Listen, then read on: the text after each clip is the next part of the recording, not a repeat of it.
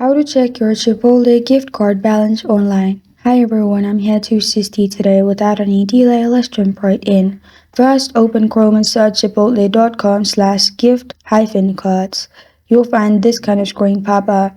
Here, scroll down and you will find other options, which is gift card. Then click on check balance in here. After you click on check balance, simply type in 16-digit gift card number and then add your email address. Then press on I'm not a robot. After you've clicked on I'm not a robot, scroll down and click on check balance at the bottom right corner of your screen, and then you will find your gift card balance in here. This is how to check your Chipotle gift card balance online. Thank you for joining me today. If this video helps you out, please leave a like and subscribe for more. Got a question or want to suggest a topic? Comment below. Thank you for watching.